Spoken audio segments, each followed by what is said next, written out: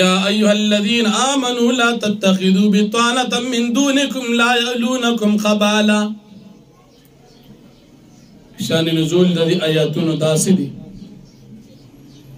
په مدینه منورې اطرافو کې يهوديان اوسېدل چې هغه بنو قریظه او بنو نذیر جماعتونه قبیلې د يهودو وي. په دې مدینه منورې کې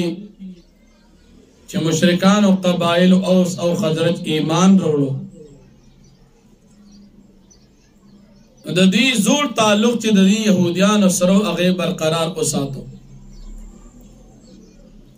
د دې يهوديانو کافرانو بظاهرا د دې مسلمانانو سره دوستانه کوله، لیکن په حقیقت کې د دې مسلمانانو سره ډېر بغض او ظاهري دوستانه کې دوی دا فایده وا چې د مسلمانانو اندرونی حالات به معلومول، د مسلمانانو رازونه به معلومول او بیا به د مسلمانانو په خپل منځ کې د جنگ د پاره منسوبې جوړولې. نو الله جل شانه فرمایي چې تاسو مسلمانان د دې کافرانو سره دوستانه مکوئ، تاسو دې خپل رازونه مو وایي، ځکه تاسو سره دا په فساد کې ایله نه کوي، سستی نه کوي، دې که تاسو له تکلیف درکولی شي دې تاسو له مهلت نه درکوي. د دې په زړونو کې بغض دی او په خولې باندې محبت کوي، اگر چې کله کله به دې په خولو باندې هم دا بغض ښکاره کېږي او چې په زړه کې کوم بغض او نفرت دی اسلام او د صحابو د مؤمنانو دی هغه د دې نه ډېر زیات دی. بل تاسو مسلمانان د دې کافرانو سره مینه مه ساتئ. ولې؟ تاسو ورسره مینه ساتئ خو دې خو تاسو سره مینه نه ساتي او د هغې باوجود دا کافران د الله په کتابونو ایمان نه لري او تاسو پې لرئ، او چې کله دې تاسو سره ناست وي بیا تاسو ته موږ ستاسو ملګري یو، خو چې خپلو مشران له لاړ شي تاسو ته دومره غوسې چې د غوسې نه په خپل ځان چکونه لګئ. الله پاک فرمایي چې دې ته ووایي چې په خپل ځان سم چکونه ولګئ، په دې غوسه کې مړه شئ. دا کافران دومره تاسو ته غوسه دي چې ستاسو په تکلیف دې خوشحالېږي او ستاسو په خوشحالۍ دا يهوديان خفه کېږي. نو که تاسو صبر وکړئ، تقوی اختیار کړئ، د دې د مرګتیا نه ځان وساتئ، د دې دا تدبیرون تاسو ته هېڅ نقصان نشي در رسولی. نو په دې آیاتونو کې الله پاک مؤمنان د کافرانو سره د دوستانې نه منع کړل. نو فرمایي یا ایها الذین آمنوا مؤمنان لا تتخذوا بطانة من دونکم، تاسو منی زی رازدار دوست من دونکم سوا تاسو مؤمنانو نا.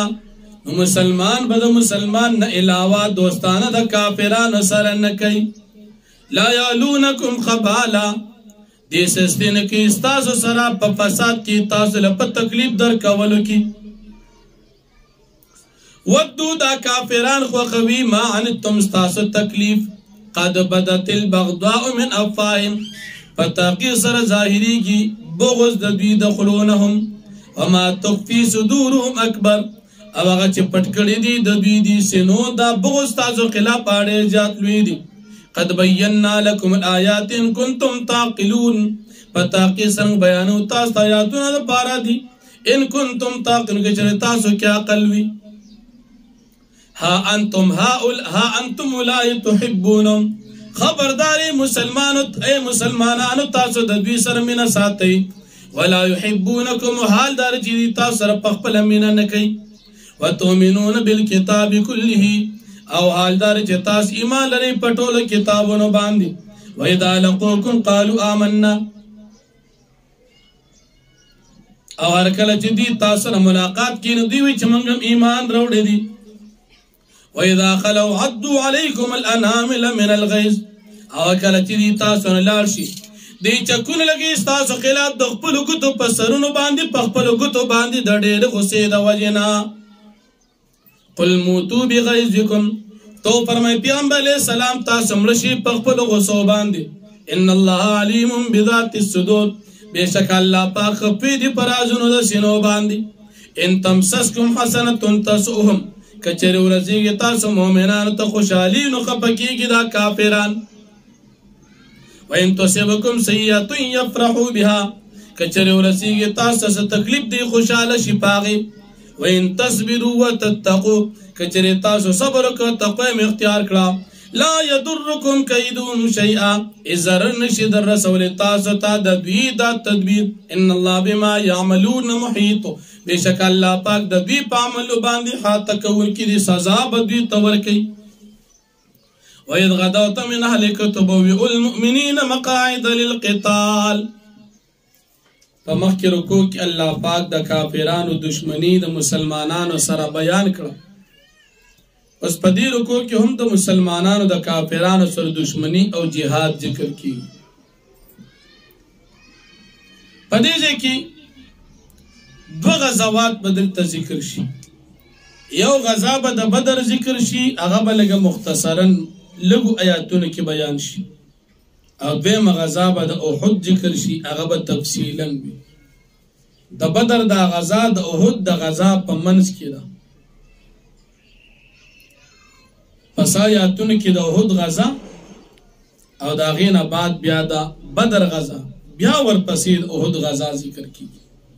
موږ او تاسو به دا غزوات دواړه اول ووایو هغې به ځان لږ پیکو وروسته چې بیا څه مسله راځي انشاءالله بیا به غزې کې وضاحت کوو غزا به ووایو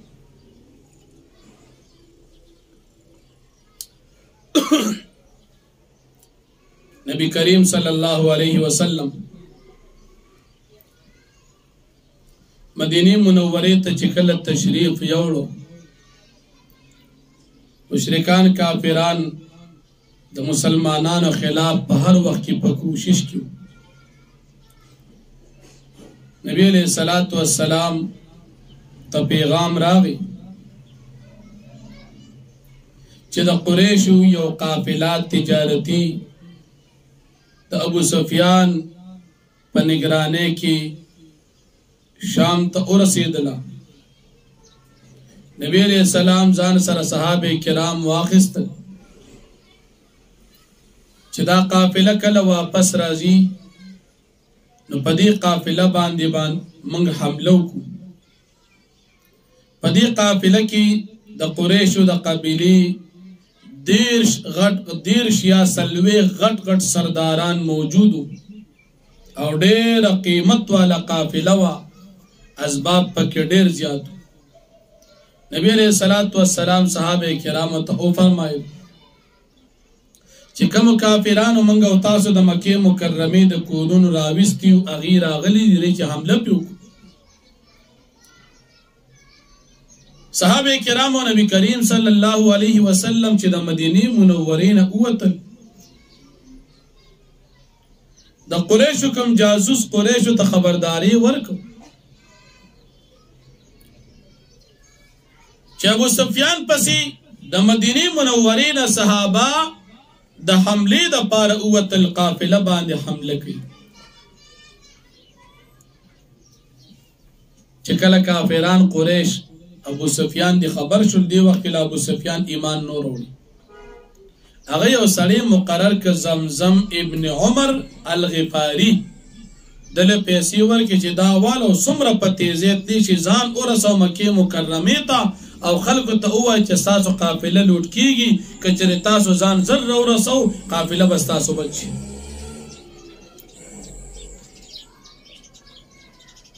جاسوس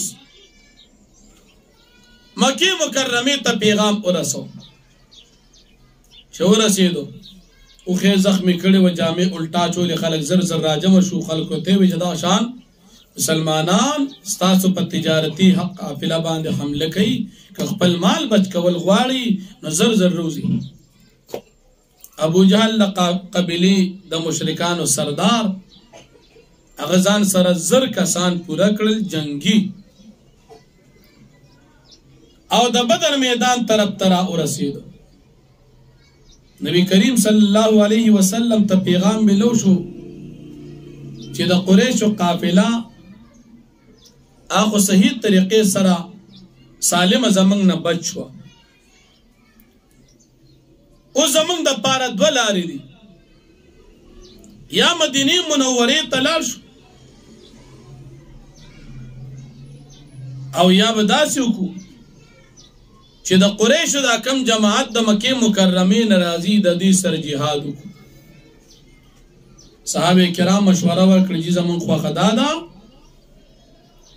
چې د کافرانو جماعت سره حمله وکړو، مقابله ورسره وکړو. صحابه کرام تعداد 314 او تعداد هم کم دي، اسباب هم کم دي، تاسو ته مخکې ذکر شوي دي.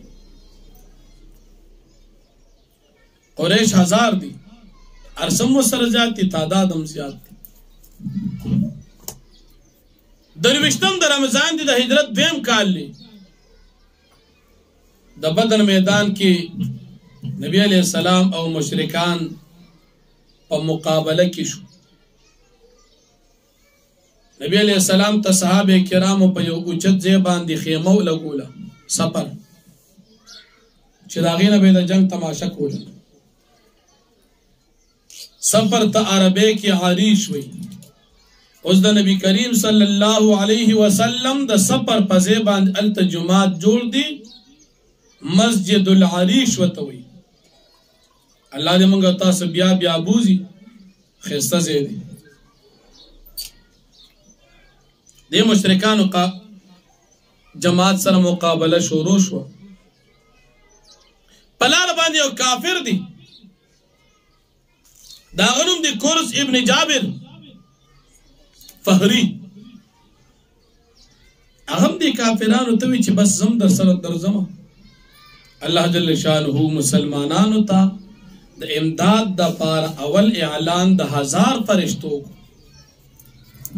استستغیثون ربکم فاستجاب لكم انی ممدکم ب1000 من الملائکة مردفین. زر فرشتي در لېږم. د زرو فرشتو نه بعد دیم اعلان الله پاک په دې ځای کې کړی دی، استقول للمؤمنین الن یکفیکم ان یمدکم ربکم ب3000 من الملائکة مسومین. 3000 فرشتي،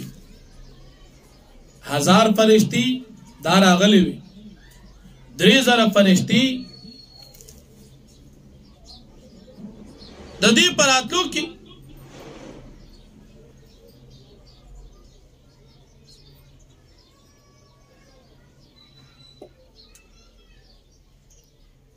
د علماء اقوال شته. اوس دا 3000 فرشتي الله پاک ولې راولېږلي؟ اول زر راولېږلي، زر ذکر راولېږلي، د کافران تعداد 1000. دوباره 3000 ولولېږي د مسلمانان نه 3 چنده سیوو. او دریم وعده چې 5000 فرشتي به درلېږم ب5000 تراجي برا ان تصویر وتتقوا ويأتوكم من فورهم هذا يمددكم ربكم ب5000 من الملائكة مسومين.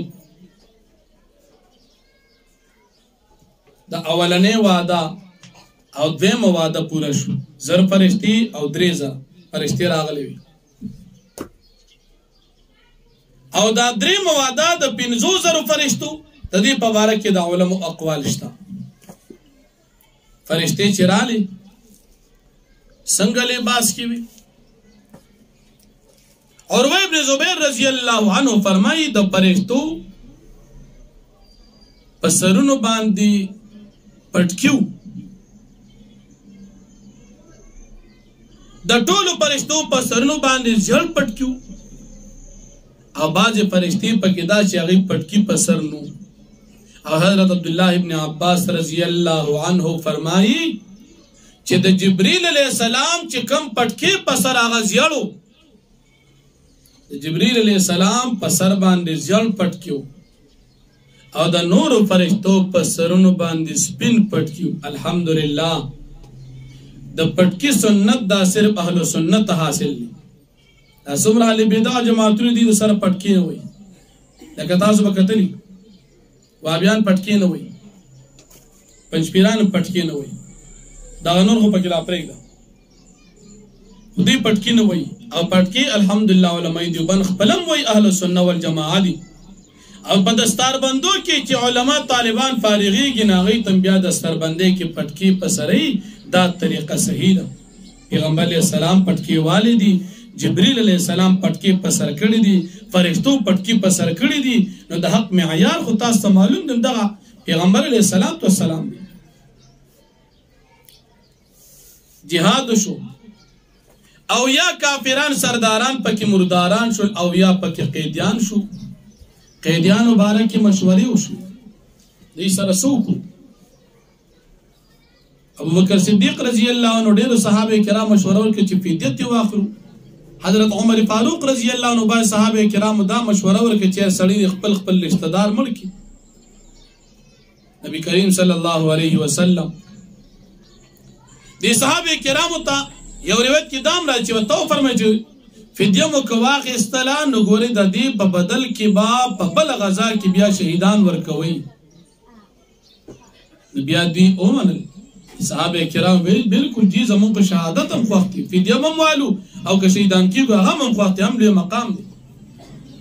بهر حال جهاد شو قیدیان راوستل فدیه واخیستله خو د مخکې د پاره خبرداري ملو شوې دي چې ګورې په دې بدل کې به ستاسو نه اویا کسان هغه به شهیدان کېږي بدر غزا وشوله دې نه بعد د احد غزا وشوله د هجرت دریم کال دی د هجرت دریم کال دی د شوال میاشته کله چې د بدر په غزا کې د مشرکانو ته سخت شکست ملو شو د هغې نه بعد دوی قسم کړو تر کومې پورې موږ د خپلو مړو بدل نه اخیستي هغې پورې به موږ په آرام سره نه کښېنو کافرانو به چې کومه ګټه کوله کم د سود ګټه به هغه به دوی جمع کوله د دې دپاره چې مسلمانانو خلاف به په دې باندې جنګ کوو تر دې چې د شوال میاشت دویشتم یا اوم تاریخ د ورکوټي اختر میاشت ته شوال میاشت وي دې مشرکانو کافرانو یو لوی جماعت تیار کړ د دې جماعت تعداد 3000 د یروتل د احد میدان ته نبی علیہ الصلوۃ والسلام صحابه کرام سره مشوره وکړه چې څوک په دې مسلمانانو کې رئیس المنافقین ابی ابن سلول مناستو ابی ابن سلول به زما مشوره دا ده چې مدینه کې وفات شو که مشرکان په مدینه حمله کوي خو بیا به سره مقابله وکړو او کنا بهر احد کې ناسینو احد ته نه ورځو اکثر صحابه کرام مړه دا و چې دلته بناسو بعض صحابه کرام حضرت حمزه رضی الله عنه سعد رضی الله عنه عثمان رضی الله عنه نور داس انصار او لوی جماعت نبی کریم صلی الله علیه وسلم ته مشوره ورکړه چې هغه په مدینه منوره حمله وکړي دا زمونږ بهادری نه ده او چې موږ هوت توزو دا زمونږ بهادری ده ابی ابن سلول ځان سره 300 کسان نبی علیہ الصلوۃ والسلام د جمعې ورځ جمعې منځمو کو مازیګر منځمو کو دا غینه بعد کور ته دن نشو زره واچولا او نبی علیہ الصلوۃ والسلام بهر راوته اسبان دکین اس مقام شیخین تر ورسید صحابه کرام اندازه واقع کم ماشومان صحابه پکیو لکه سور لسکلن هغه مدینه منوره ته واپس راولېږي کم چې د اول لسکال هغه ته جهاد اجازه ورکړه نبی علیہ السلام په دغه کې د ماخام منځ کو د صحابه کرام ترتیب برابر کړ حضرت محمد ابن مسلمه رضی الله عنه ته 50 ملګری ورکړي چې تاسو بیګار د شپې پیرو کوي رئیس المنافقین ابی ابن سلول سره 300 ملګرو د غزا نه هغه واپس شو هغه زمون خبره نه مني مونږ جنگ نکو د واپسې سره په مسلمانانو کې دوه قبیله اوس او خزرج یا بنو حارثه او بنو سلمہ د دې ځین کې مراله چې ګور دا ابی ابن سلول دا هم مسلمانان دي کړه ظاهرا خو دې مسلمانانو سره لہذا چې دی واپس شو موږ هم واپس شو لیکن الله پاک فرمایي چې ما دا غي ارادي مضبوط کړي او د منافق پس روان نشو شپه تیر شو سحر شو نبی علیہ السلام سره 200 صحابه کرام پاتې شو په 200 کسانو کې صرف 2 اسونه دي صحابه سره یو اس نبی علیہ السلام سره دي او دویم اس حضرت ابو برده رضی الله عنه سره دي دا 2 اسونه دوی سره دي نبی کریم صلی الله علیه وسلم د صحابه کرامو د جهاد ترتیب جوړ عبداللہ بن جبیر رضی اللہ عنہ تے 50 صحابہ ورکل چې کم تیر اندازو په غش باندې جهاد کولی شي دی داغي امیر جوړ کړ او د احد په غونډه باندې دوی کېنول نبی علیہ السلام دی ته حکم وکړو چې تاسو به په دغه ځای کې ناسي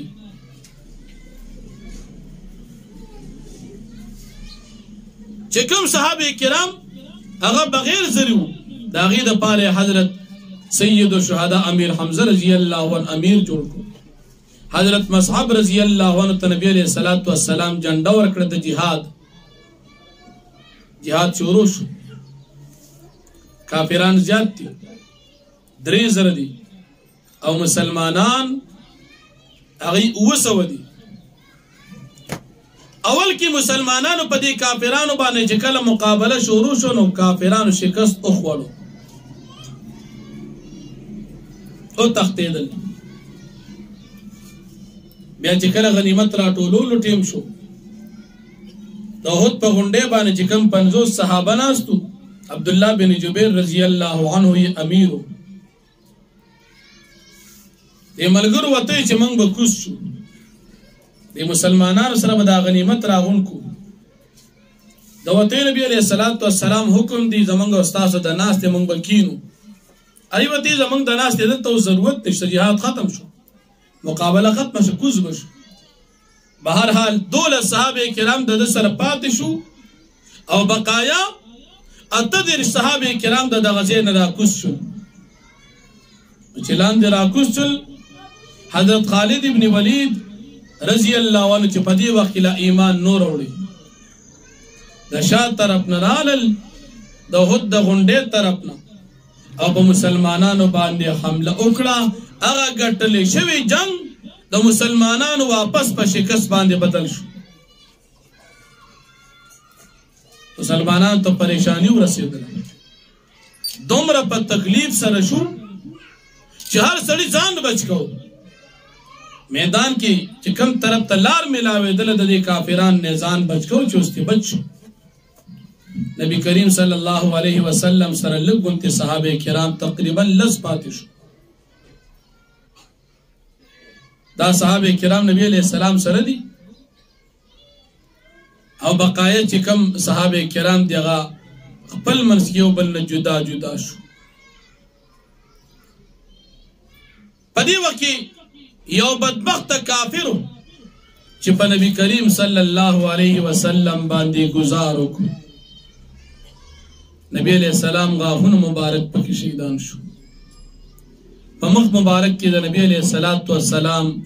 د جنگي ټوپه کړه مخم زخمی شو په دې وخت کې شیطان आवाज وکړ چې نبی کریم صلی الله علیه وسلم شهید شو صحابه کرام خو اسم په تکلیف کیو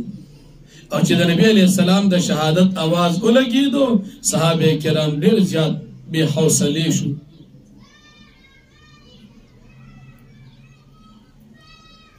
یو صحابی حضرت ابو دجانہ رضی اللہ عنہ دی نبی کریم صلی اللہ علیہ وسلم مخ تولاړو د ډال پشان به د نبی علیہ السلام نه گزارونه منی کول دا شان یو صحابی حضرت طلحہ رضی اللہ عنہ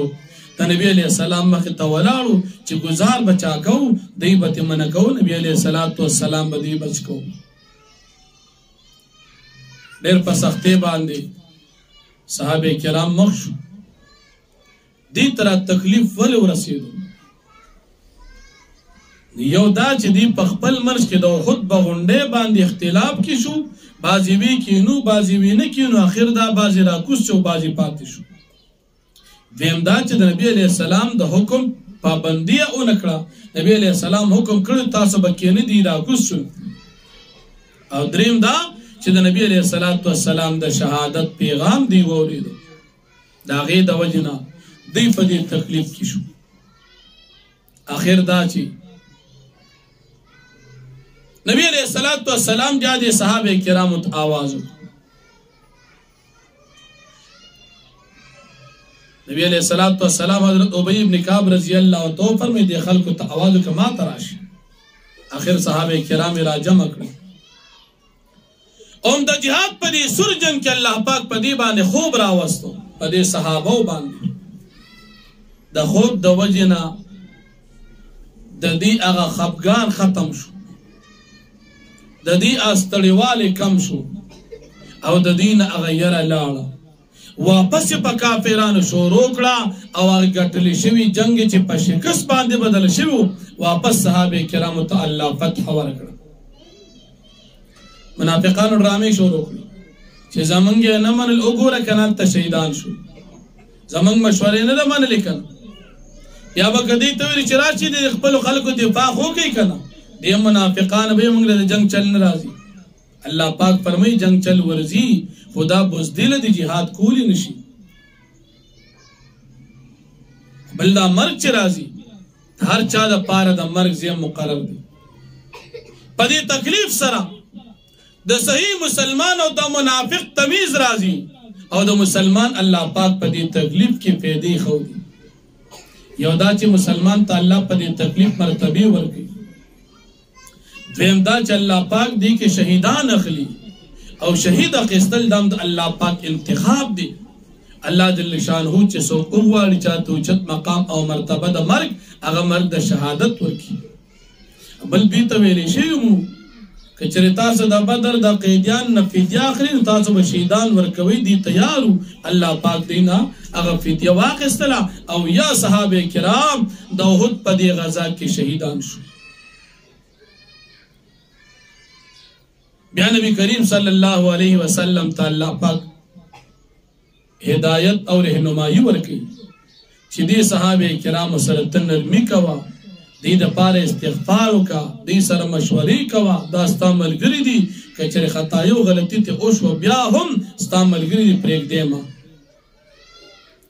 نو الله جل شانه فرمایي واقعا نور ډېر تفصیلا د خطا تمام مختصر ویل وَإِذْ غَدَوْتَ مِنْ أَهْلِكَ يَا كَاوَ چتوت د خپل اهلنا حضرت عائشہ رضی اللہ عنہ د کوټې نه د کور نه زری واچول تبوئ المؤمنین مقاعد للقتال تا تیار والمؤمنان د پاره د کینولو د جهاد د پاره پخپل ټکانو والله سمیع علیم الله پاک اوریدون کې په ذات دی اذ هم طائفتان منکم کله چې قصد کو دو جماعتونو ډل استاد ان تفشل چې کمزوري شي دو ډلې بنو حارثه او بنو سلمہ یا خزرج او اوس قبیله چې کله منافقان د نبی علیہ السلام نشاط شو والله وليهم الله پاک دوست دي دواړو دي وعلى الله فليتوكل المؤمنون والله پاک باندې پکار دي توکل کی مؤمنان ولقد نصركم الله ببدر فتغي سرمداد کړي تاسو الله پاک په بدر کې وانتم اذل تاسو اسباب په لحاظ سره کم وي اذل معنا تاسو اسباب د جهاد کمو اذل معنا به ذلت نه کوي تاسو سره مال کمو اسباب د جهاد کمو فتقوا الله لعلكم تشكرون پس تاسو یری کې د الله نه د پاره دي چې تاسو د الله پاک شکر ادا کړئ استقول للمؤمنین کله چې تا فرمایل پیغمبر علیہ السلام مؤمنانو ته الن یکفیکم ان یمدکم ربکم آینه کافی کی استاد پار چې امدادو کې استاد رب ب3000 من الملائکه منزلین پدری زرا فرشتو نازل شو باندې بلا ولنا صحابه کرام فرمایي ان تصبروا کچره تا صبر کې تتقوا تقام اختیار کړه نبی علیہ السلام فرمایي ول کافی کی کچره تا صبر کې تقام اختیار کړه یا تو کوم من فورم او راشي دي کافران تنور امدادو هذا يمددكم ربكم ب5000 من الملائکه مسومين دا الله پاک به امدادو کې استاد په 500 فرشتو چاغي په نخدار اسونو باندې سپاروي وما جعل الله الا بشرى لكم او نه دې ګرځول الله پاک مګر ساز لپاره خوش خبري ولتطمئن قلوبكم بي او دا پاره دي چې مطمئن شي په دې باندې تاسو زړونه ومن نصر الا من عند الله العزيز الحكيم او نه امداد مگر د طرف د الله پاک جغار حکمت والا ذات دی ليقطع طرفا من الذين كفروا د پاره دي چې قتل کی دا فرشتي او جماعت د کافرانو او يكبتهم يدي ذلیل کی فينقلبوا خائبين دی واپس شي تاوانيان نا امیدا ليس لك من الامر شيء او يتوب عليهم او يعذبهم نشته ستاسو لپاره پیغمبر علیہ السلام یو سیز من الامر امرنا کله چې نبی علیہ الصلوۃ والسلام مخ مبارک زخمی شو نو نبی علیہ السلام باندې کافرانو ته بدعا وکړه الله جل شانه نبی علیہ الصلوۃ والسلام ته وحی نازل کړه چې ستاسو پر دانشتا چې پجا باندې لعنت وي دا موایا او یتوب علیهم یا الله پاک رحمت نازل کی پدی باندې په سلام سره او يعظم یا الله پاک عذاب ورکی دی ته په کفر سره فإنهم ظالمون پس یقینا دي ظالمان ولله ما فی السماوات و ما فی الارض خاص الله لپاره تمام مخلوقات دي په اسمانو په ځمکه دي یغفر لمن یشاء و يعذب من یشاء الله بخنه کی چاته چوغول عذاب ورکی چاته چوغول والله غفور رحیم الله پاک بخون کی مهربان دي یا ایها الذین آمنوا اے مومنانو مخکم د احد غزا دلتم احد غزا ذکر کی لا تاكلوا الربا اضعافا مضاعفا تاسو مخرسد په دوچن یا پډیرو چندونو سره واتقوا الله لعلكم تفلحون تاسو یریږئ د الله لپاره تاسو کامیاب شئ واتقوا النار التي اعدت للكافرين تاسو یریږئ د هغه اور نه چې تیار کړی شي د کافرانو لپاره واطيعوا الله ورسوله لعلكم ترحمون او تاسو تابع دي الله او د پیغمبر کې لپاره د پتاس باندې رحم وکړي شي وسارعوا الى مغفرة من ربكم او تاسو جلدی کوي مغفرت اسباب د مغفرت تا من ربكم تاسو د رب د طرف نه چې کوم اسباب دي چې هغه jihad دی نه کې کارونه دي وجنت او داسې باغونو ته هر دوه سماوات ول جپلنوال د غیر اسمانو د زمکو برابر دي اعدت للمتقين تر کې شي دا نیکان لپاره نیکان الذين كسان دي ينفقون في السراء والضراء چې دي صدقه خرج کوي صدقې کوي په خوشاله کې او په تکلیف کې والكاظمين الغيظ او غصه کنټرول کوي والغافين عن الناس او خلق تعفو کوي والله يحب المحسن الله پاک من سات نیکانو سره والذين اذا فعلوا فاحشة او نیکانا کسان کړه دی او شي دی او کیو ګنا او ظلموا انفسهم یا دی ظلم کې په خپل ځان باندې ذکر الله فاستغفروا لذنوبهم یا دی الله پاک فاستغفروا لذنوبهم پس دی بخنه غوښ د خپل ګناونو ومن يغفر الذنوب الا الله او سوق ومن يغفر الذنوب الا الله او نشتر سوق معاف کون کی د گناہوں سوا د الله پاک بل سوق یا ومن يغفر الذنوب او هغه سوق چې معاف کی گناہوں الا الله سوا د الله سوقشتا اس سوق نشته ولم يسروا او دا مؤمنان دا نیکان دي دوام نکي علامه فعلوا پاکانو چې دوی کم کړي د ګناه هم يعلمون او دوی پیږي ولکه جزاء مغفرة من ربهم دا کسان چې د دوی د پاره بد دی مغفرت دی دوی د رب د طرف نه وجنات تجري من تحتها الانهار خالدين فيها او جنتونه دي چې بهيږي بلان داغي د اون نهرونه دی بامشي پای باندې عمل العاملين او ډېر خبرت لرادا نیکه عمل کوونکو لپاره قد خلت من قبلكم سنن فتاقيز ترشي تاسو وړاندې سنن صاحبان د طریقو فسیرو فی الارض پستاسو ګرځي پزمکه کې فندرو کې فکان عاقبت المکذبین پستاسو ګری څنګه انجام د تکذیب کوونکو هذا بیان للناس دا قران بیان دي د خلکو لپاره او هدن او هدایت دي او موعظه للمتقین او نصیحت د متقین لپاره دي ولا تهنوا تاسو سستی مکوي په jihad کې ولا تحزنوا مغم جن کېږي په شکست باندې دا خود وانتم العلون ان كنتم مؤمنين او حال در چې تاسو چې دي کچره تاسو مؤمنان دي ان يمسسكم قرح کچره ورسي کې تاسو زخمونه فقد مس القوم قرح مثل فتاقي سره چې د یو قوم ته زخمونه په شان د تاسو د زخمونو د بدر په غزا کې وتلك الايام نداولها بين الناس او دا ورځې موږ اړو راړو په مابین د خلکو کې وليعلم الله الذين امنوا او دا جهاد کې دا شکست د دې لپاره چې جدا کې الله پاک کسان چې غي مؤمنان دي د منافقانو نه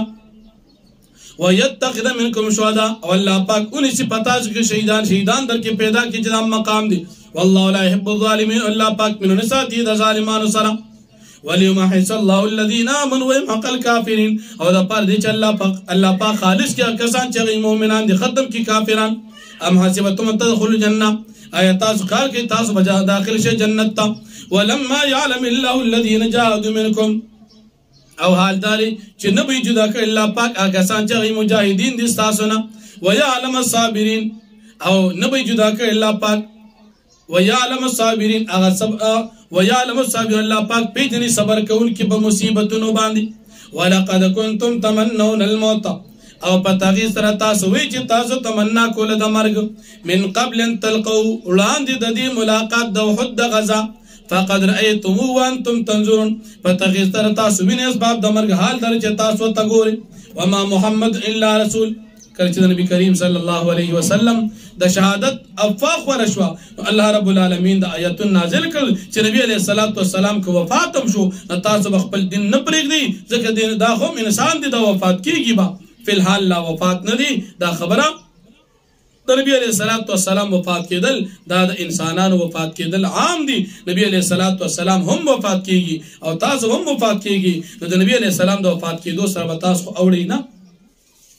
وما محمد الا رسول او نبی محمد صلی الله علیه وسلم مگر د الله پاک رسول دی قد خلت من قبل الرسل فتغسر ترشی وړاندې نبی علیه السلام نه پیغمبران افئن مات آیا که نبی علیہ السلام وفات شو او قتل انقلبتم على عقابكم یا شهید چون تاسو اوړي په خپل پوندو باندې ومن ينقلب على عقبيه او راسو چې وړي په خپل پوند اسلام پرې خولو فلن يضر الله شيئا پس هیڅ کله دې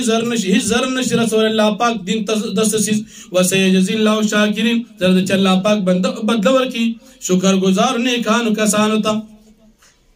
یا وسيجزي الله شاکرین الله پاک بدل ورکی د نیکی عوض ورکی الشاکرین نیکانو شکر گزار ہوتا وما كان لنفس ان تموت الا باذن الله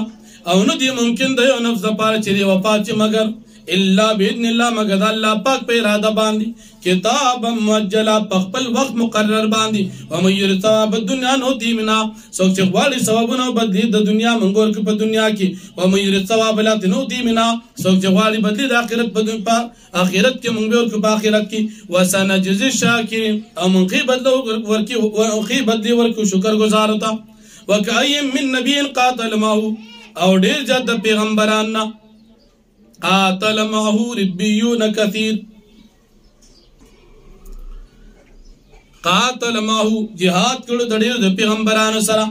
ربيون د دې امتيانو علماء نه کانو خلقو كثير ډیرو فما وانوا لما صابوا في سبيل الله پدې همت نو بیرې په اس باندې چې دې تر سیدلو د الله پاک په لار کې وما ضعفوا او نو دوی کمزوري شوی ومستکان او نو دوی ستړي شوی یا سس شوی والله يحب الصابرين الله پاک من ساتي د صبر کوونکو سره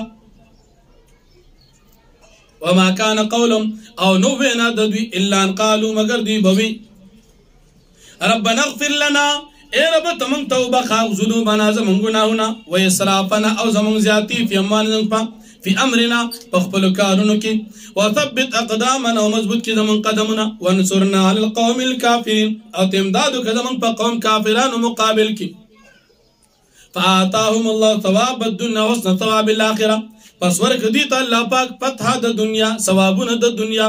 وحسن ثواب الاخره او خو ثواب د اخرت عند الله پاک رضا او جنت والله يحب المحسنين او الله پاک من ساتي د نیکانو سره یا ایها الذين امنوا تطيعوا الذين كفروا تمکرو کو کی د احد غزا بیانې ده د نبی علیہ السلام د شهادت د افا تذکرہ پدی آیاتونو کې ذکر شو اوس د احد په غزا کې د شکست خوړلو حالاتو کې چې د صحابه کرامو کم احوالو هغه الله جل شانه ذکر کوي چې مسلمانانو تر کوم تکلیف ملو شوی نو دې تکلیف په دې وخت کې د کافرانو سره مرګتیا نه کوي بلکې دې د نبی علیہ الصلوۃ والسلام سره یوځي ودیږي احد په غزا کې کله چې ابو سفیان د احد د غزا نه واپس کېدو ناغه خپل بت هبل ته आवाज وکړ عزا ته आवाज وکړ او یو چغه واله ابو سفیان چې لا ایمان دی وخت کې نور وړي سیوی لنا العزا ولا عزا لكم وی زمنګ هو عزا خدای تاسو خدا سي خدایم نشتا نبی کریم صلی الله علیه وسلم صحابه کرام تو فرمایل تاس آواز کوي الله مولانا ولا مولا لكم الله پاک زمنګ مولا دې تاسو مولا نه دی زمنګ مولا الله شتا تاسو مولا نشتا د جهاد په میدان کې نبی کریم صلی الله علیه وسلم صحابه کرام ته د دې ناره اجازت ورک دیجه کہ اللہ پاک فرمائی بل اللہ مولاکم اللہ استاس مولا دی تا آیاتون پتہ مقال اللہ پاک نازل کر بیاور پسی آیاتون کہ اللہ پاک دی صحابہ کرام تر دی خفگان اسباب ذکر کی چه تاسو پا دی جہاد کے پا دی شکست خپکی گی نو دا استاسن خپل غلطی شے ہوا تاسو چه غنڈے نو پریخن دا تکلیف خو نو غنڈے تاسو پریخو تکلیف تاسو نو غلطی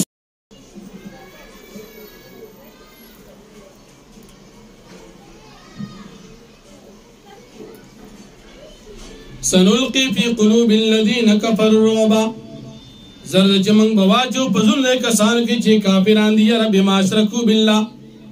فسبب ددی چی دی شرک کری پا اللہ پاک باندی ما داغا سیزن لم ينزل بھی سلطان چی اللہ پاک نے نازل کری پاقی بانی سے دلیل ومأواہم النار و ٹکانا دوی دا پار جہنم دا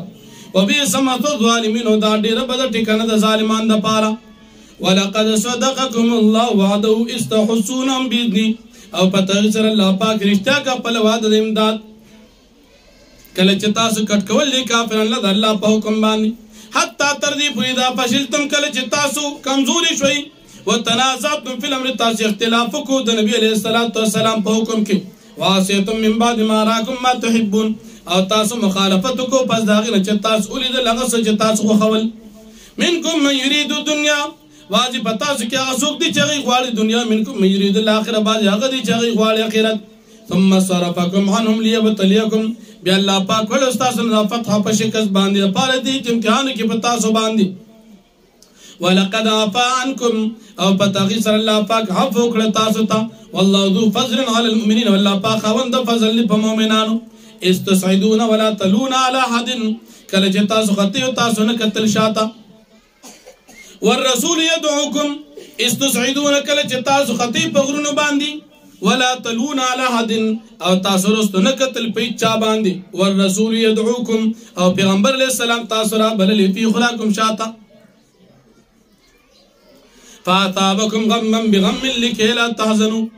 پس ارسو اللہ پاک تاستے غم دا پاس دا بل غم دا پارا دی چه تاسو خپنشی علاما پا عصبانی فاتکم چه ستاسو نلالل ولا ما صابکم نپاس چه تاسو رسیدل واللہ خبیر بما تعملون اللہ پاک خبردار دی ساس پا عمل نباندی ثم انزل علیکم من بعد الغم بی اللہ پاک نازل کے پتاسو باندی پس دا دی غمنا امنتن امن نعاسن پرکالی خوب یخشا طائفتا منکم چه غالب چو پا خالص مومنانو پتاسو کی و طائفتن قد همتون بلی وڈلا قد همتون انفسهم چه قس کرد اغید اخبر زانونو بچ کولو یظنون باللہ غیر لقیدن الجاہلیہ دی گمانو نکل پا اللہ پاک باندنا حق اگا گمان دا جاہلیت چی دینا مراد اگا منافقانو یقولون ویدی منافقانو حل لنا من الامر من شئی نشت زمان دا پارسی اختیار قل تو فرمایا ان الامر کلو للہ بے شک اختیار ٹھول دا اللہ پاک دا پارا دی دا فتح او دا شکست دا دوار اختیار دا اللہ سر دی یخفون فی انفسهم ما لا یبدون لک دی پٹری پخ پرزون کی غصہ چنیخ کار کی تاسو تا یقولون دیوائی لو کان لنا من الامر شئ ما قتلنا ہا ہونا کچروی زمان دا پارسی اختیار لو کان لنا من الامر شئ ما قتلنا ہا ہونا نو من بنو قتل شی زمان دا خلق بنو قتل شی دلتا قل تو فرمایا لو کنتم فی بیوتکم کچروی تاسو پخ پلو کورونو کی لبرز الذین کتب علیہم القتل مدواجعہم خام خاباروتیو آغا خلق چی دا غیبات بارکی مقرر شوی دی قتل دوی علامت واجیم پخپلو زائنو باندی نخپل زید قتل تبراوتلیو ولی ابتلی اللہ ما فی صدورکم او دا پاری دی چلا پاک امتحانو کی پاسو ما فی صدورکم چستاسو پزرونو کی دی ولی امحس ما فی قلوبکم او دا پاری دی چلا پاک پاک کیا غوصوزی چستاسو پزرونو کی دی اللہ علیم بذات الصدور او اللہ پاک فیدی پرازون دا سینو باندی ان الذین تولو منکم یقنا کسان چاگی لال استاسونا یوم التقل جمعانی فاغورز دا ملاقات دا دو ڈلو یعنی دا مومنانو دا منافقان دا مومنانو دا کافرانو انما استزلوم الشیطانو بے شکا خطا کرو دوی در شیطان ببعض ما کسبو بباج آکار چی دوی کم کرو ولقد عفا اللہ عنم او پتاقی سر اللہ پاک عفو کرد دویتا ان اللہ غفور حلیم बेशक अल्लाह पाक बखुन के बरकबार ذات थी। वाखिर दावाना अल्हम्दुलिल्लाहि रब्बिल आलमीन।